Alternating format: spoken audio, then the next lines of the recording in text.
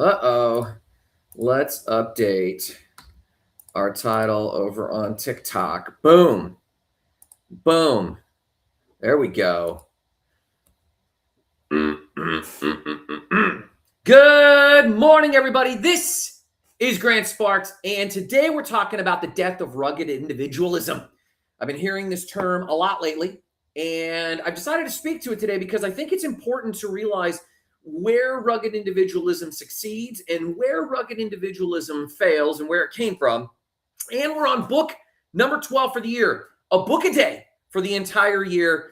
I'm going to give you the lesson. So if you need the Grant notes, the Spark notes of what we're reading and why, and the books that are enriching my life and how I'm navigating to my own freedom, that and more in today's episode 370 of the Grant Sparks Show. Let's talk about it.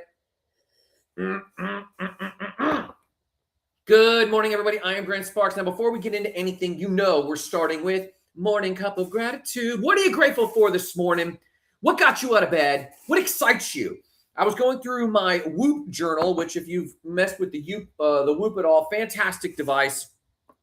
I was messing with it, and I was going through the journal, and it asked me explicitly, what are you grateful for today? Have you expressed gratitude? And I was going through the journal. I realized I had not expressed gratitude today. So gratitude for several things. Number one, I am grateful for the partners who have come through my life. I'm grateful for my partner right now. I'm grateful for my partner in the business, Amber. I'm grateful for my partner in some domestic things, Nicole, and partnership on the businesses. I'm grateful for the coffee I have. I'm grateful for the books that I read. I am grateful for the habits that have changed my life.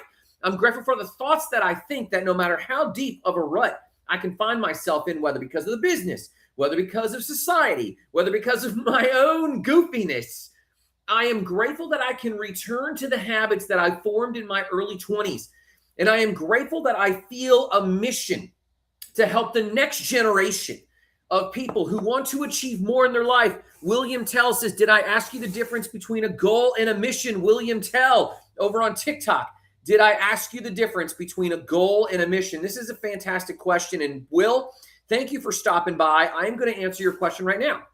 We're going to take a pause. And so for Morning Cup of Gratitude, I am grateful for Will's question this morning over on TikTok. Let me pin that real quick.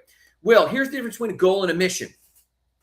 A mission is, to me, a lifelong story arc. I believe a goal is usually, for simplicity's sake, William, a goal has usually, in my opinion, about an 18 to 24 month date and time. A mission is more intrinsic. And let me say it another way, Will. In the Grant Sparks Life Before Death framework, which covers a success framework that I formed a long time ago called the TLE.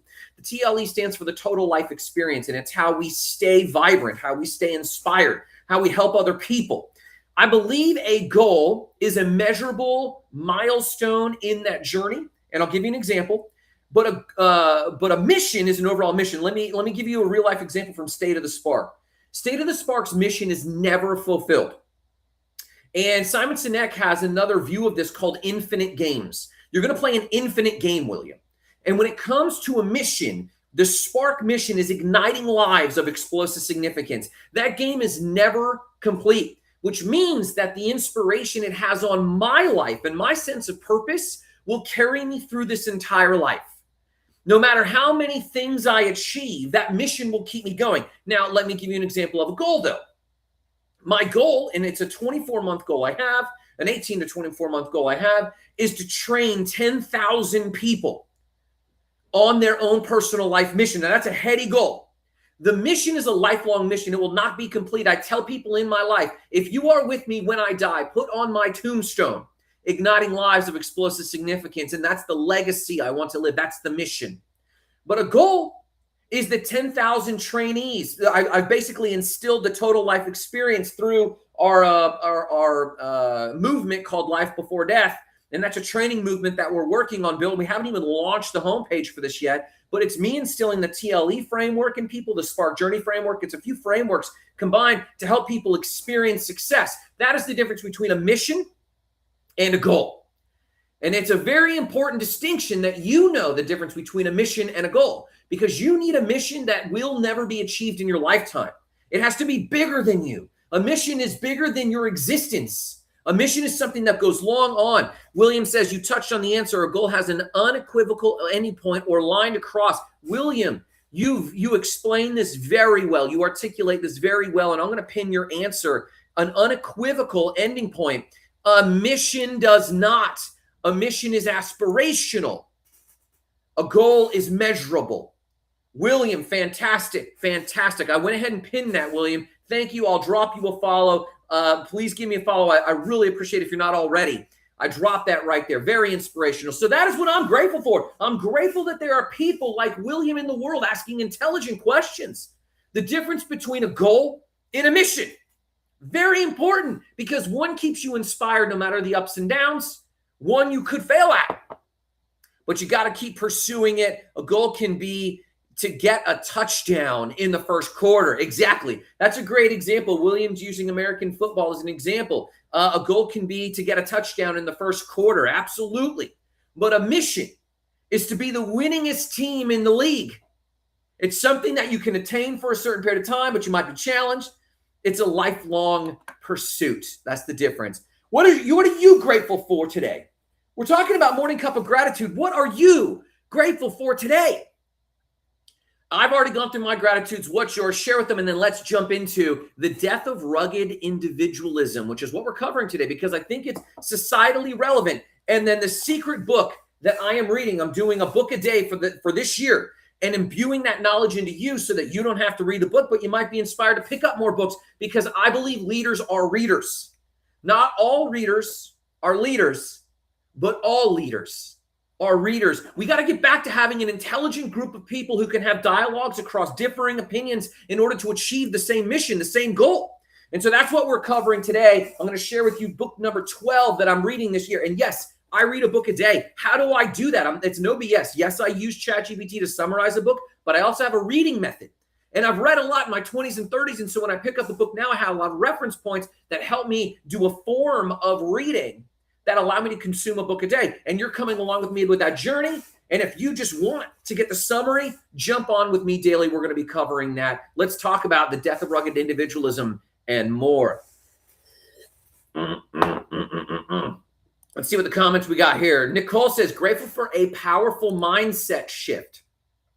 To enter a new workout cut routine starting work this week. She's starting a new role in fulfilling her mission of helping educate individuals, giving them an alternate sense, an alternate income stream through their voice. This is something Nicole is doing. William says a goal cannot be to have the best defense in the NFL. Correct. That's exactly a good example of a goal versus a mission. Nicole over on Facebook says, grateful for a powerful week. She's starting a new role at a local university. I'm hugely proud of her for taking on this very respectable role, becoming the marketing professor at a local university, sharing her knowledge and wisdom about social media, but marketing and voice and message in general, starting this week. Exciting. I'm jealous. I'm so jealous. It's a phenomenal thing. Good friends and a weekend of fellowship. Fantastic. This is Nicole exercising, not being emotionally constipated. If you cannot express gratitude, you are emotionally constipated and you can't walk out. And I'm going to show you the cover of this book in just a second. You cannot walk out the principles of this book and succeed if you cannot express gratitude. I'm going to share with you the number one lesson I've gotten over the decades from this book. I've read this book for decades, and I'm sharing with you today, book number 12 of today's Spark Show. But let's talk about the death of rugged individualism real quick. I've seen a lot of things go on socially, and you have as well, especially if you're an American or in the English-speaking world or any part of the world, actually. You've seen a lot of things go on, and in whatever your view, if it's good or if it's bad, we can agree that it's tumultuous. It's a tumultuous time in our society.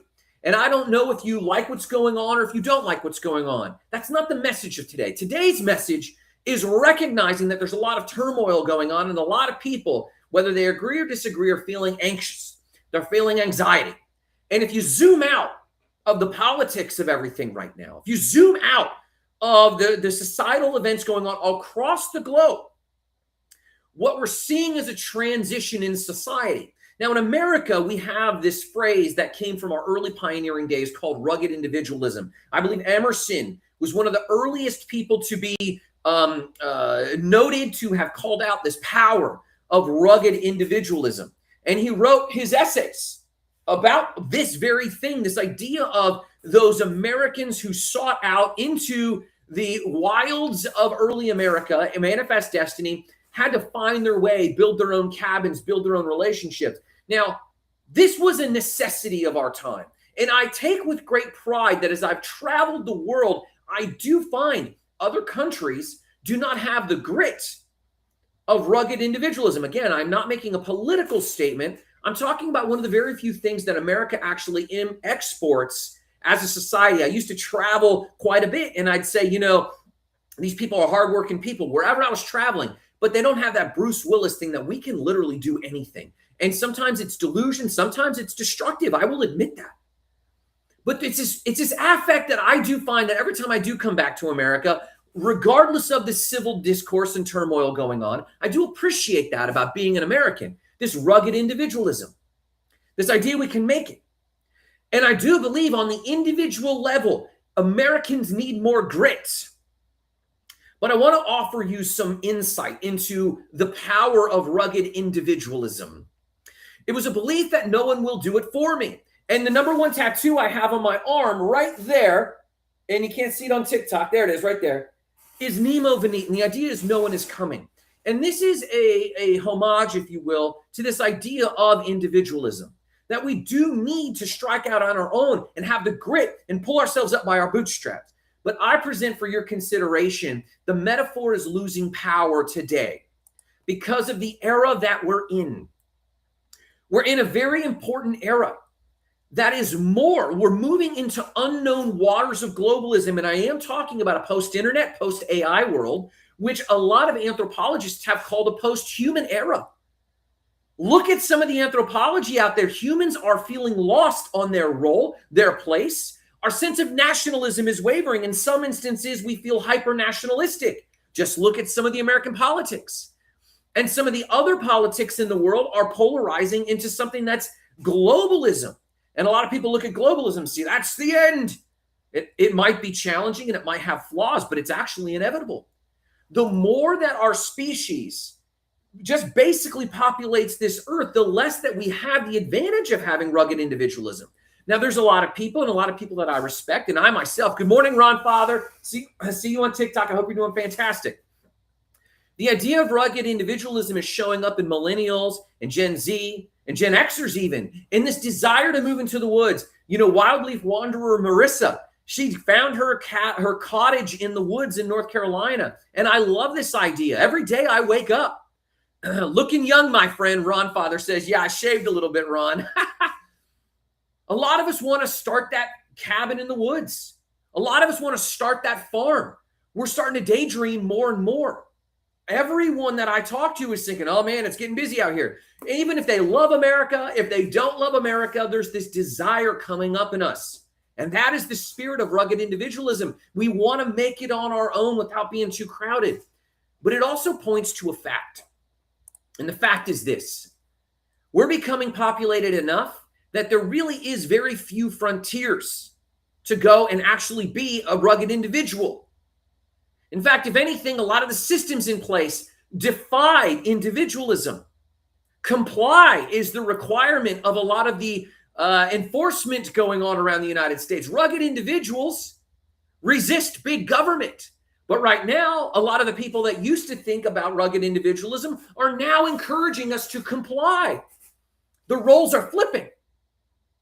And so all that to say, this era of rugged individualism, I believe, is actually going away because of the impending doom. I don't know if you like or dislike globalism, and I'm not even sharing that I like or dislike it, but I accept that it's happening inevitably.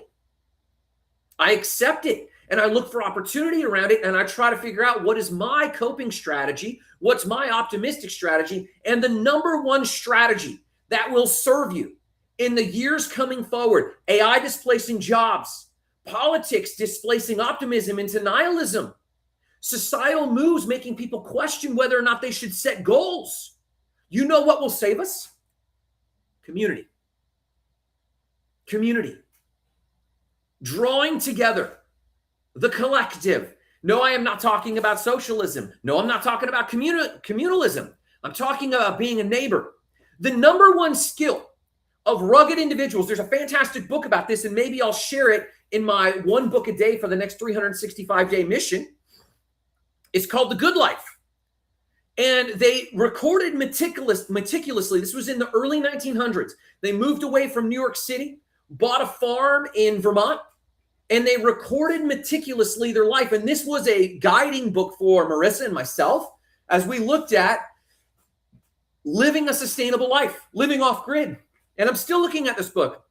I'm still hoping and trying to build towards living off grid. And so I refer back to this book often. And the number one thing that they said that contributed to their success as rugged individuals was being a good neighbor, drawing together with people, recognizing that no one actually goes it alone. The first rule of rugged individualism is a paradox on the surface, but a truth underneath. And that truth is that no one makes it alone. The metaphor for America and the developing world today is not the rugged frontier. It's more like setting sail at sea on the Mayflower. And in the middle of the ocean, being unsure of what horizons are approaching you and realizing that everyone has a function and a role. And if we do not pull together, this ship will sink. That is all I'm talking about. And a lot of people around me think I'm talking about socialism. I'm not. They think I'm talking about getting rid of entrepreneurship. They think I'm talking about, communism. I'm not. I'm talking about the fact that we need to be close to our neighbors. We need to return to serving one another. We need to return to knocking on the door next door, knowing the name of our neighbors and knowing what they need and adding value to their life. This is a core tenet of entrepreneurship. Be a good neighbor. Call all of your clients and don't hope that they're staying loyal to you. Don't hope that their business is going to continue to go well. Reach out to them. Ask them how they're doing. Develop lines of communication. I believe today we are more like a ship at sea, sailing into an unknown coastline in America, in North America, on this planet. I don't believe in political divide. I don't believe it serves us. I believe it exists, but I believe it's a foolish pursuit. I believe we are having a class war going on, and our class is sailing to an unknown horizon. I believe as AI disrupts nearly every job and every economic corner, there's a lot of uncertainty. I just saw a statistic, and it said, if you look at the stock market rising, it's represented by about 6 companies. 6 companies. And they are AI companies. If you remove the growth of AI, and they are growing their net worth by letting go of people, and if we looked at the real job numbers, the job numbers have been stopped by the current administration, at least reliable job numbers have been. If you look at the real job displacement, it's massive. And if you remove, that's like saying the average salary in America is $78,000, only if you include billionaires. If you remove billionaires, the average salary in America drops to $55,000. And if you remove 100 millionaires, the average salary in America drops to $48,000. These are real numbers. And as the average person in America, we are not rugged individuals. We are being consumed by other forces. And I am calling for us to be aware that it requires us pulling together, being friends again with our neighbors, shaking hands with people, inviting them into our homes, having IRL experiences. This is why there's such a movement by millennials and by Gen Z and Gen Alpha to do more offline things because we want to connect with people more. Eric Daly says 48,000 wasn't paying my rent, not even any of my bulls. I don't know what he means by bulls. Maybe it's his bulldogs, but he says 48,000 wasn't paying my rent, not even any of my bills. Not even any of my bills. Thank you. That was a comment on TikTok from Eric Daly. No, it's hardly even paying rent for people, let alone their other bills. Thank you for correcting me. I apologize, Eric. Thank you for that. So if we can recognize rugged individualism works, that when you can go out and be a rugged individual and just fire it up, You can pull in the average results of your work, and those average results of your work cover your average requirements for living. If we could go into the woods and build our own off-grid cabin, if we were allowed to do that, which technically in most counties you are not, believe it or not, legally. But if you did and had power and had water and could put yourself through that, my wife at the time, Marissa, and I went to earthship school. We built homes out of tires to build off-grid homes. This is the lesson we learned in doing this in 2013. It costs more in labor, even though there are very self-sufficient systems in earthships. It is the best system I know. Go look up earthships. Phenomenal construction. I did it for an entire summer. We got certified in it. But what we learned is that it costs more than building the average home because the labor costs so high. Living off grid is not cheaper. Over the long term, it is because of the skills. My point is, rugged individualism says that you can pick an axe, go into the woods, and with the skills, you can begin. But with the community focus, the neighborhood focus, you pull together and do a barn raising. You grow tomatoes and they grow potatoes and you swap. That is the spirit of rugged individualism. Not abandoning our neighbor, not abandoning the foreigner, not abandoning the people in need, and certainly not oppressing any people group around us, because who knows what resources they might have for you. The day of rugged individualism is over, in my opinion. You can take me to task. We can blow it up in the comments and fight over it. But I absolutely believe we are more like a ship at sea, required on all of us to develop skills and sharing those skills and developing lines of communication with one another and understanding who's leading what and where, and at what point do we need to pick up the slack, because we are head into foreign waters. And that's okay. That's a joyful part. And if anything, Americans are programmed to focus on that. And if we would quit focusing on fighting one another instead of fighting the forces that are actually oppressing us, I think we would begin to thrive again. Let's talk about this most powerful book I've ever read. Book number 12 of the year. If you know anything about me, I'm a bibliophile. If you know anything about me, people come to me day and night. That's why I coach the way I coach. That's why we have the life before death system and movement and all the frameworks within, because I consume material, more material than people look at. Someday I'll show you my book wall. It's the bane of existence. The book for today is, you guessed it, Think and Grow Rich. This book shaped my life in my early 20s, and I have a certain section I want you to pick up. If I had one chapter, if you could just pick up Think and Grow Rich, a digital copy, if you want to get the audio book, I still believe in physical books because it programs your brain differently. It wires you. There are clear studies that it wires your brain differently when you read the physical book than reading the digital. I do believe in listening to the audio and reading the digital, both together. I want you to turn to chapter 4, which is the third step. There's an introduction chapter. The third step to riches. This covers the 13 steps to riches, the most powerful book, the most read book by Fortune 500 CEOs since it was written in the 50s. I have read nearly everything by Napoleon Hill. He studied from a guy by the name of Orson Swett Marsden, who wrote a book called Pushing to the Front. It was something originally an 800-page book. It took him 2 years to write. He went out to celebrate the night he finished it, knocked over a lamp, left a candle burning, burnt down the barn, burnt down his manuscript. He had to rewrite it from memory another 2 years later. Orson Swett Marsden finished the book, Pushing to the Front.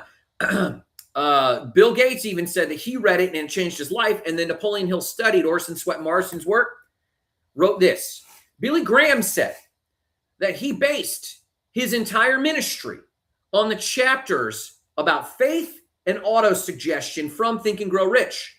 Some Christians like to say that this is New Age thinking. Billy Graham thought it was a very valid book. I highly recommend you go check out Think and Grow Rich. Highly recommend it.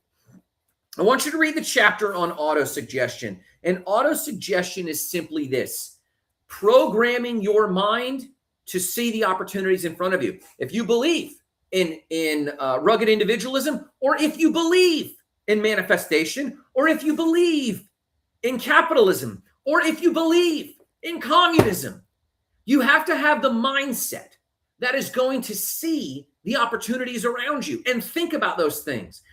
we are so full in Napoleon Hill called this out in the original book. We are so distracted so regularly. And he wrote this in the 50s.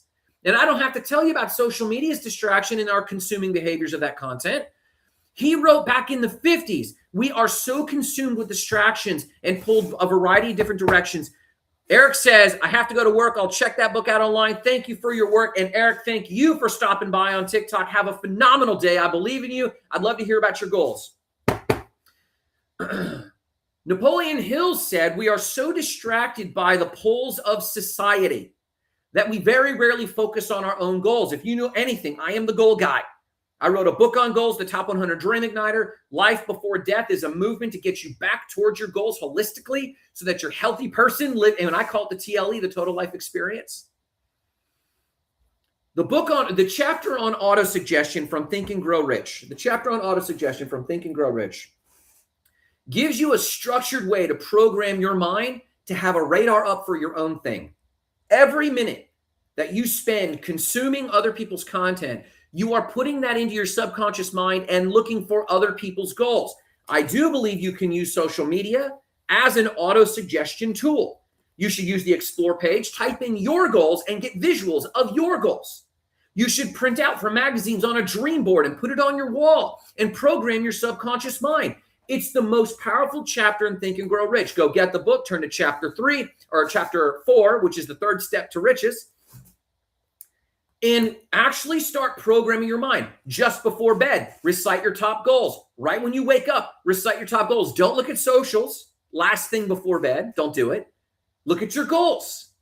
First thing in the morning, don't look at socials. Don't look at the news. Read your goals. When you're at the gym on cardio, recite your goals as an audio recording and play them into your own ear. You are programming yourself to be a heat-seeking missile for your own success. If you believe in rugged individualism, you will program your mind so that you are obsessed, and people will accuse you of being obsessed. Go be obsessed. Autosuggestion in Think and Grow Rich, in the entire book of Think and Grow Rich, can be summarized with this. Until you are emotionally charged and obsessed with your goals at the cost of everything else, you will die on that hill at the cost of everything else. Until that happens, you will not walk in that success. This year, I am obsessed with launching my training company. I am obsessed with serving young men and women in their 20s looking to achieve more, achieve their goals, and to train over the next 24 months, 10,000 people. And you're going to be a part of that. And I'm going to come up with a counter so you can see me attempt this.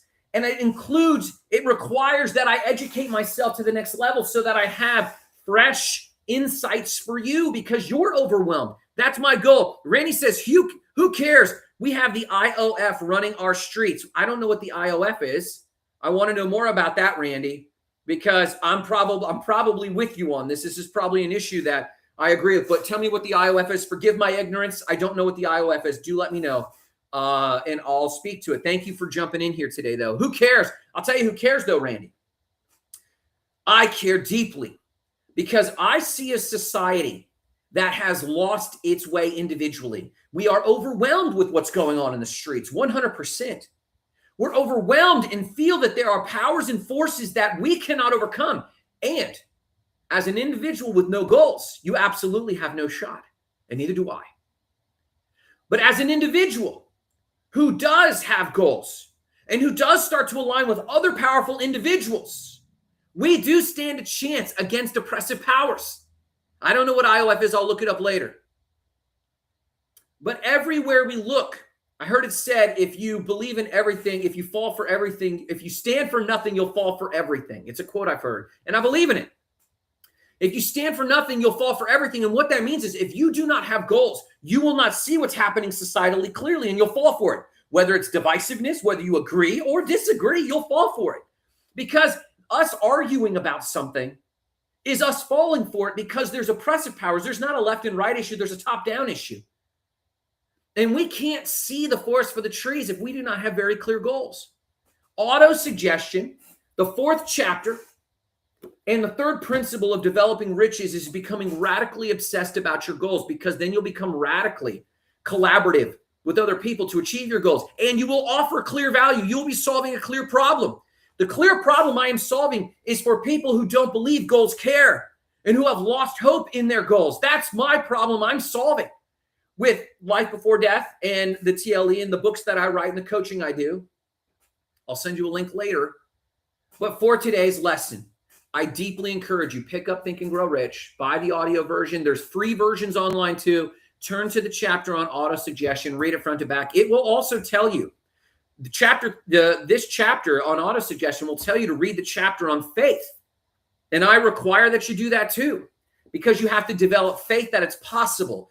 People like Randy do believe, like, what does any of this matter? And I empathize with that because I suffer with that. I fight daily. I'm believing, what does any of this matter when everyone is basically walking in nihilism and following other people? That's why it matters. I have to redevelop faith, and I believe and I confess that my self-confidence has been shook. But I come on this every single day and go live and talk about goals every single day. And I will talk about personal development every single day. If not for you, then for me, fighting my own lack of self-belief that we can make an impact in this world, and you can too. So why am I talking about any of this? Because we don't need to go out and find what the world needs and meet it. We need to go find what makes us alive. This makes me alive because what the world needs is people who are alive for something, who will stand for something, and therefore not fall for everything. That's why I talk about books a day. That's why I talk about goals. If I can serve you in any way, put in the comments. I want to hear your top goals. I want to hear what you stand for and what you wish that you were obsessed about, what you wish you had absolute self-belief about.